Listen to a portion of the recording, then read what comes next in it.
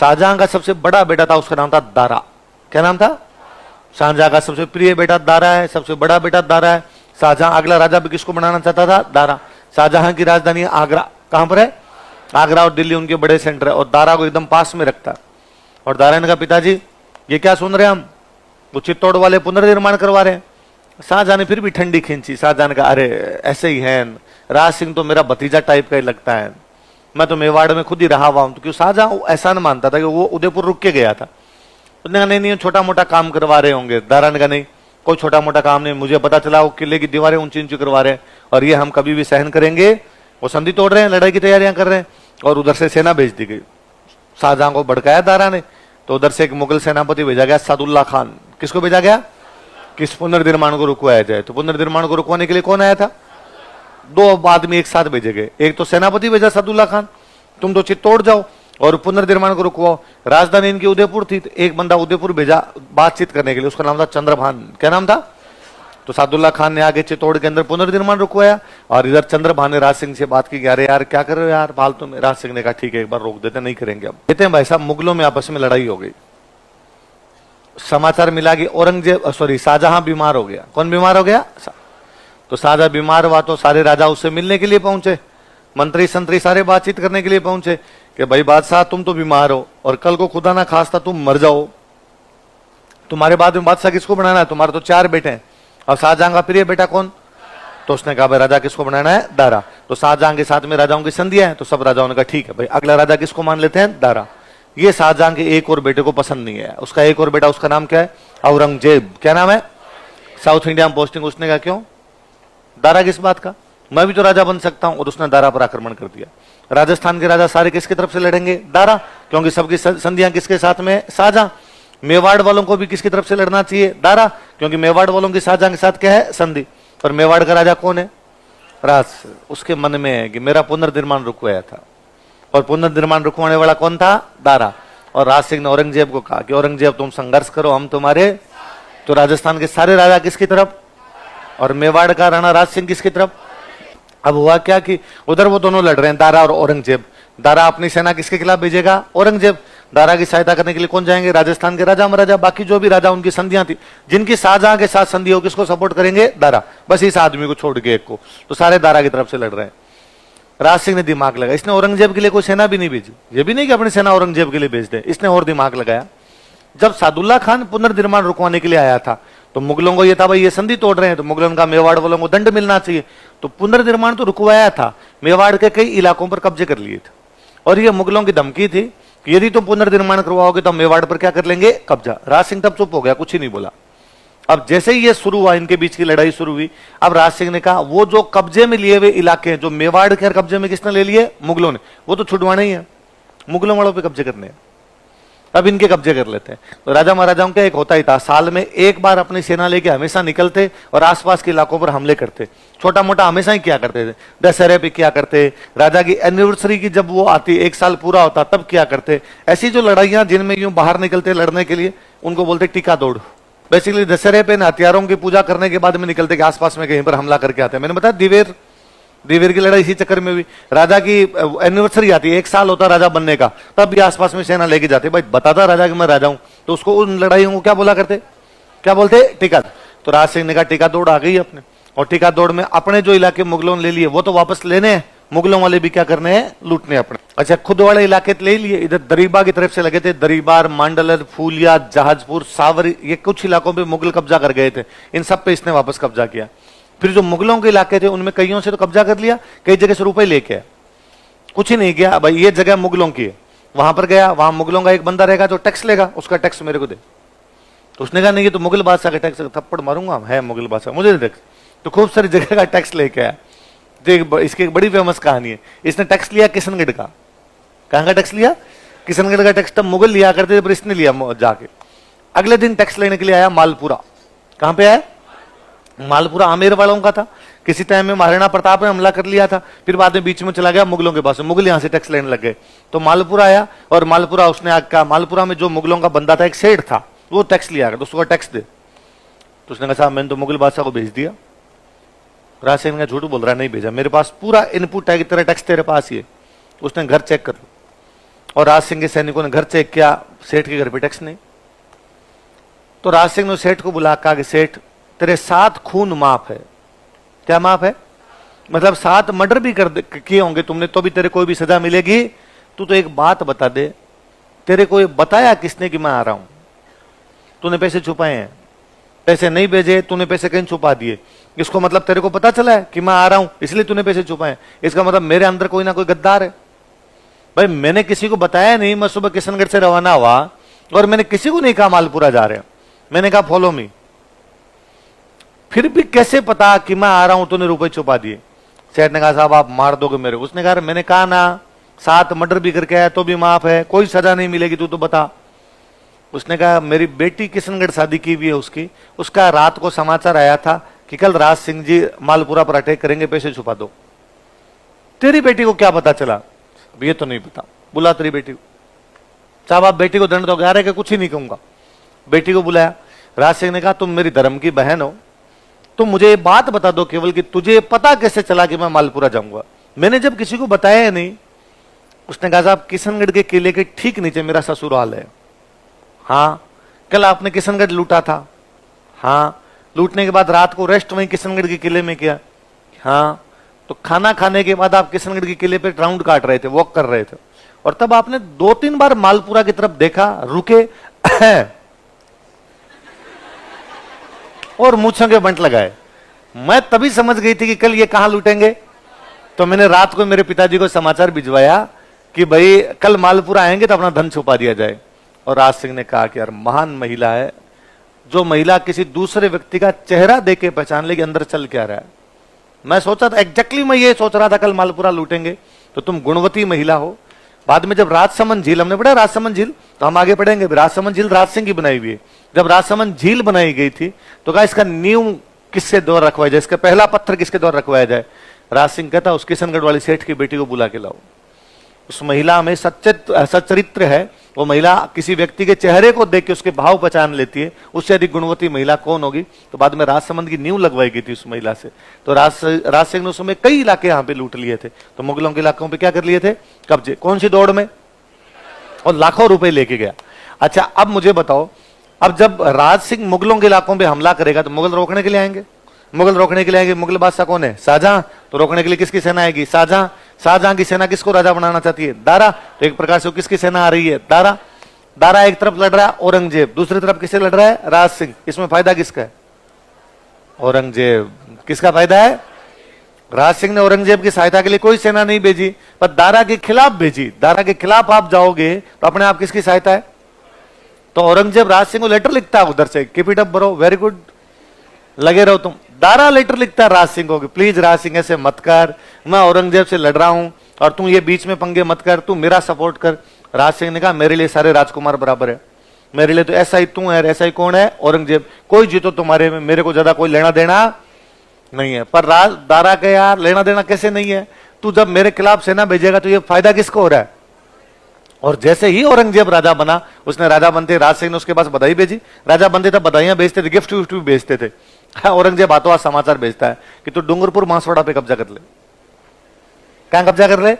ये डूंगरपुर, बांसवाड़ा, प्रतापगढ़, ये सब मेवाड़ वालों के हिस्से थे जो बाद में धीरे धीरे अलग हो गए थे। अब औरंगजेब ने कहा मैं तेरे को वापस देता हूं, तो इसने डूंगरपुर, बांसवाड़ा पे कब्जे कर लिया। जब औरंगजेब राजा बन गया उसके बाद औरंगजेब की राज सिंह की बनी नहीं। राजा बनने के बाद में औरंगजेब ने कहा कि मैं हिंदुओं से टैक्स लूंगा, जजिया। कौन सा टैक्स लूंगा? मुसलमान राजा नॉन मुस्लिम से जो टैक्स लिया करते उसको क्या बोलते थे? मुसलमान राजाओं का यह मानना था कि हमारी पूरी पब्लिक मुसलमान होनी चाहिए, तो या तो सारे के सारे क्या बन जाओ? मुसलमान। और यदि आप मुसलमान नहीं बनना चाहते तो हमें एक टैक्स देना पड़ेगा। वो टैक्स कौन सा था? तो ये मुसलमानों पे नहीं लगता था, केवल उन पे लगता जो इस्लाम को फॉलो करते, नॉन मुस्लिम, गैर मुस्लिम जो होते उनसे जो टैक्स लिया जाता उस टैक्स का नाम क्या था? जजिया हुआ करता। इसने कहा भाई ये तो गलत है यार तरीका, तुम धार्मिक आधार पर टैक्स ले रहे हो। तो जजिया कर का विरोध करने वाला राजा कौन? उस समय औरंगजेब हिंदू राजकुमारियों से शादी कर रहा था। राज सिंह समाचार करवाता है यदि किसी हिंदू राजकुमारी से जबरदस्ती औरंगजेब कहीं पर शादी हो रही है तो मेरे को बता दिया जाए, उससे मैं शादी कर लूंगा। मतलब वो कहेगी वहां करवा देंगे उसकी शादी। उस समय औरंगजेब जो है हिंदू देवी देवताओं की मूर्तियां तोड़ रहा था और राज सिंह ऐलान करवाता है कि यदि कहीं पर हिंदू देवी देवताओं की मूर्तियां टूटती और वहां नहीं बचा पाते हो, मेरे पास लेके आ जाओ, मैं मंदिर बनवा दूंगा। उन दिनों औरंगजेब जोधपुर के एक राजा को राजा नहीं बनने दे रहा था, अजीत सिंह। किसको? ये अजीत सिंह को कहता है अजीत सिंह तुम संघर्ष करो, मैं तुम्हारे। तो मारवाड़ के कौन से राजा को सपोर्ट किया? किसके खिलाफ? किशनगढ़ में राजकुमारी, राजकुमारी का नाम क्या है? दिवाली के आसपास का टाइम था, राजकुमारी चारुमती अपने महल में बैठी थी, बाहर एक बूढ़ी महिला आवाज लगा रही थी, पेंटिंग खरीद लो, पेंटिंग खरीद लो। राजकुमारी ने अपनी नौकरानी को भेजा कि बाहर जाके देख कौन है। बाहर जाके देखा तो एक बूढ़ी सी महिला पेंटिंग बेच रही है। अंदर राजकुमारी बुला रही है आपको, और राजकुमार ने उस बूढ़ी महिला से बहुत सुंदर सुंदर पेंटिंग खरीदी, भगवान राम की, भगवान कृष्ण, शिव, गणेश, विष्णु, ब्रह्मा, महेश, सबकी फोटो ली। कुछ हिंदू राजाओं की फोटो ली, पृथ्वीराज चौहान, हमीरदेव चौहान, महाराणा सांगा, महाराणा कुंभा, महाराणा प्रताप। तो उस बूढ़ी महिला की खूब बिक्री हो गई। तो उसने कहा राजकुमारी थैंक यू, सुबह सुबह ही मेरे तो सारी बिक्री करवा दी, सारी पेंटिंग खरीद ली, बस एक पेंटिंग मेरे पास बड़ी और है, ये खरीद लो तो मेरे तो पूरा माल ही बिक जाए। दिखा किसकी पेंटिंग है? तो उसने एक बड़ी सी पेंटिंग दिखाई, ये कौन है, इसको तो मैंने बचाना ही नहीं। और उसने कहा अरे तुम इनको नहीं जानती, शहंशाह हिंदुस्तान मुगलिया सल्तनत के बादशाह आलमगीर जहांपना औरंगजेब खुद है। उसने कहा अच्छा ये औरंगजेब की पेंटिंग है क्या? उसने कहा मैं दिल्ली से आई हूं तो औरंगजेब की पेंटिंग तो लेके आऊंगी। चारुमती ने कहा ये भी दे दो। सारी पेंटिंग्स के रुपए दिए, फिर कहा 5 मिनट बैठ चाय पी माई तू। फिर अपनी सहेलियों का सब अपने जूते उतारो, इस औरंगजेब वाली पेंटिंग पे मारो।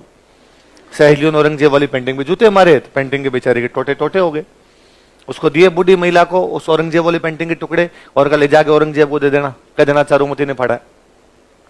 बूढ़ी महिला दिल्ली गई, उसने जाके औरंगजेब को कहा कि ये दिला तेरी पेंटिंग की चिंदी चिंदी कर दी।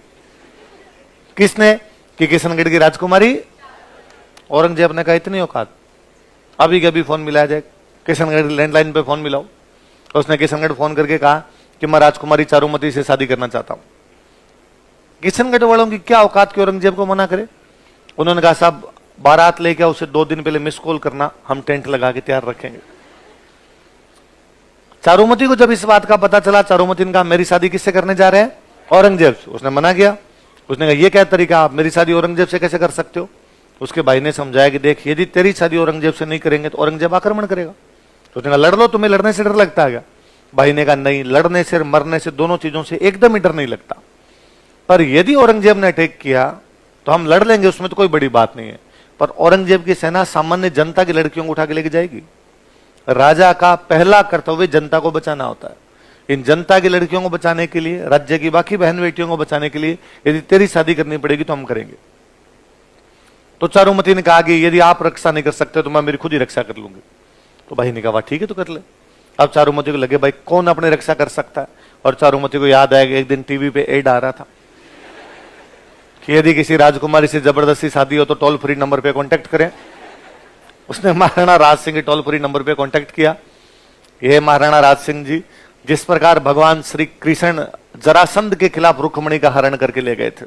रुक्मणी थे भगवान कृष्ण की पटरानी, जरासंध विवाह करना चाहता था, भगवान कृष्ण उठा के ले गए। उसी प्रकार आप औरंगजेब के खिलाफ मेरा हरण कर लीजिए और मेरे से विवाह कर लीजिए। राज सिंह जी के पास ऐसे मैसेज आते ही रहते थे, टोल फ्री नंबर पे तो कोई मैसेज कर दे भाई साहब। राज सिंह जी ने पहले डीपी चेक की, उनका ठीक है, उनका डन। फिर औरंगजेब को मैसेज किया कि औरंगजेब वो तुम किशनगढ़ शादी करने के लिए जा रहा था। उसने कहा कि मत जाना, मैं जाऊंगा। औरंगजेब ने कहा ये क्या तरीका है यार। अब हुआ क्या था, थोड़े दिन पहले इस घटना से अपने एक जगह पड़े झीलवाड़ा, झीलवाड़ा के पास में एक जगह रूपनगर, कौन सी जगह है, वहां की एक राजकुमारी थी चंचल कुमारी, क्या नाम था, और उसे औरंगजेब शादी करना चाहता था, पर राज सिंह पहले ही जाके शादी करके आ गया था। तो औरंगजेब नाराज था कि यार चंचल कुमारी से पहले ही तूने शादी कर ली और अब किससे करना चाहता है, कदे एस फूलते कदे ओस फूलते ना, ये तरीका गलत है, यहां तो मैं करूंगा। राज सिंह ने कहा देख अब मैंने डीपी चेक कर ली, अब तो मैं करने जाऊंगा तो मैं ही करने जाऊंगा। तो औरंगजेब ने कहा फिर लड़ाई होगी, कर लेंगे, कोई बात नहीं, लड़ाई में तो डर ही नहीं लगता हमें। अब भाई शादी का दिन नजदीक आ गया, औरंगजेब उधर दिल्ली से अपनी सेना रवाना कर चुका है। राज सिंह ने अपने मंत्रियों को बुलाया और मंत्रियों को बुला कहा भाई मैं चारुमती से शादी करने के लिए जा रहा हूं, एक नारी की रक्षा की बात है और औरंगजेब की सेना आ रही है, क्या करना चाहिए। तो मंत्रियों ने कहा साहब चिंता ही मत करो, आप तो शादी करने जाओ, आराम से पधारो। तो सेना हम रोकेंगे, मेवाड़ की सेना जाएगी और औरंगजेब की सेना को अजमेर में रोक लेगी, किशनगढ़ तक आने ही नहीं देगी, आप तो आराम से ब्याह करो।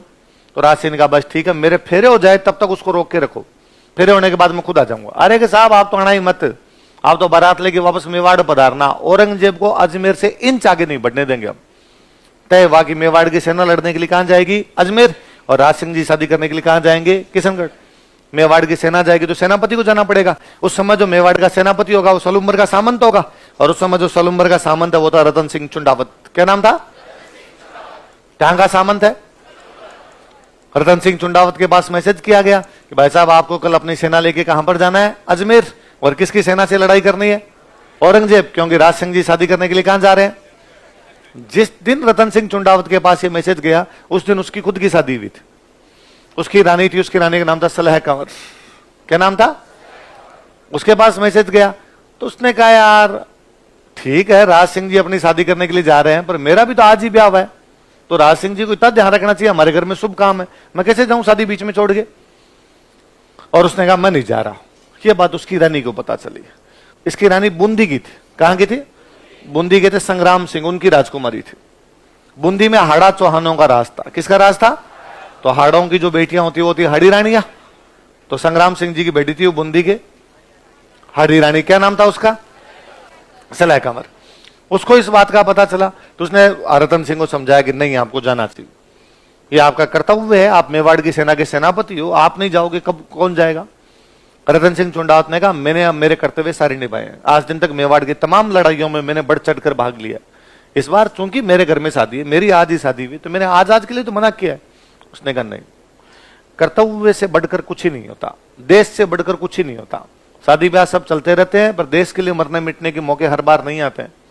और आप ही जाओगे हरावल में, यह इसलिए है मेवाड़ में क्योंकि आपके किसी एक दादा परदादा चुंडा ने कहा था कि मैं राजा नहीं बनूंगा, राजा मेरा सोतेला भाई मोकल बन जाएगा, इसलिए कहा गया कि सलूम्बर वाले हमेशा मेवाड़ की सेना क्या होंगे? सेनापति होंगे। आज यदि आप नहीं जाएंगे तो आपसे हरावल छीन ली जाएगी। आपके 3 पीढ़ी बाद आपके बेटे पोते कोई होंगे, उनको लोग ताने मारेंगे कि इनका एक दादा परदादा बीच में कमजोर निकल गया था, इस वजह से हरावल का अधिकार छीन लिया गया। क्या आप ये चाहते हैं कि आपके आगे वंशज हो वो इस वजह से आपको धिक्कारे, आपको कोसे कि रतन सिंह उस दिन कमजोर ना निकलता तो हमसे हरावल का अधिकार कभी भी छीना? और रतन सिंह को जब ऐसी बातें की तो रतन सिंह तैयार हुआ, उसने कहा यार ये बात तो सही है, मुझे लड़ना चाहिए। और अगले दिन रतन सिंह जी अपनी सेना लेकर रवाना होते हैं, खुद घोड़े पर बैठ के आगे आगे चल रहे हैं। जैसे ही अपना महल पास में आता है वो ऊपर की तरफ देखते हैं, रानी सलह कंवर ऊपर से खड़ी खड़ी झरोखे में से देख रही थी। और रतन सिंह जी ने अपना घोड़ा रोका, नया नया ब्याह हुआ था तो वापस रानी की याद आई, अपने पास एक सैनिक खड़ा था, उसको कहा ऊपर जाओ और मेरे लिए कोई निशानी लेकर आओ। क्या लेकर आओ? कोई अंगूठी, कोई चूड़ियां, कुछ ना कुछ तो भेज देगी रानी, तो थोड़ा टाइम पास होगा युद्ध के अंदर। वो ऊपर गया और उसने जाके सलह कंवर को कहा कि नीचे रतन सिंह जी खड़े हैं और आपसे क्या मांग रहे हैं, आपकी दिशा। वो 17-18 साल की लड़की ये सोचती है कि जो व्यक्ति युद्ध में जाने में आनाकानी कर रहा है, जिसको युद्ध में जाने में जोर आ रहा है, इस बात की क्या गारंटी कि वहां लड़ पाएगा? हो सकता है वहां जाने के बाद इसको मेरी याद आए, ये वापस भाग के आ जाए। उस लड़की को लगा कि यदि ये वापस आ गया तो आने वाली पीढ़ियां इस बात के लिए मुझे धिक्कारेगी कि एक राजकुमारी सुंदर थी इसलिए उसका पति युद्ध नहीं कर पाया था। उसे पुनः लगा कि सुंदरता, ये शरीर किस काम का यदि देश की रक्षा में बाधक बन जाए, ये सुंदरता, ये शरीर किस काम का यदि वो कर्तव्य के पालन से किसी को रोक दे। उस लड़की ने अपना सिर काट के दे दिया था। चुंडावत मांगी सेनानी, सर काट दे दियो सतरान। कहते हैं कि जैसे ही वो सिर काट के दिया उसने अपना, उस सैनिक नीचे रतन सिंह के पास लेके गया और सिर देखते हो रतन सिंह होश फाख्ता हो गए। उसको लगा ये तो गलती कर दी मैंने, पर अब क्या किया जा सकता था? अब बचताए हो तो जब चिड़िया चुग गई खेत। तो उसने वो जो उसकी गर्दन थी, उसके जो बाल थे उस राजकुमारी के, वो बाल अपने यहां बांध लिए थे। वो गर्दन यहां लटका ली थी, मुंडी यहां लटका ली थी। अजमेर वाले युद्ध में रतन सिंह चुंडावत इतना बहादुरी से लड़ता है कि औरंगजेब की सेना को इंच क्रॉस नहीं करने दिया था। औरंगजेब की सेना को अजमेर से मारपीट करके भगा दिया गया था। रतन सिंह लड़ाई में काम आ जाता है। राज सिंह जी चारुमती से विवाह करके सकुशल मेवाड़ पहुंचते हैं। राजसमंद झील में एक दिन किसी चांदनी रात में राजसमंद की पाल पर बैठकर वो चारुमती को एक कहानी सुनाते हैं कि हमारी शादी से पहले क्या घटना हुई थी और किस प्रकार रतन सिंह चुंडावत को प्रेरित करने के लिए सलह कंवर ने अपना सिर काट कर दे दिया था। और वो कहानी के अंत में कहते हैं कि और रतन सिंह चुंडावत युद्ध में लड़ता हुआ मारा गया। और रानी चारुमती कहती है अरे उसके बाद क्या हुआ? राज सिंह जी कहते हैं इसलिए हम दोनों साथ बैठे। यदि उस दिन वो दोनों अपना बलिदान ना देते तो हमारा विवाह भी नहीं हो पाता।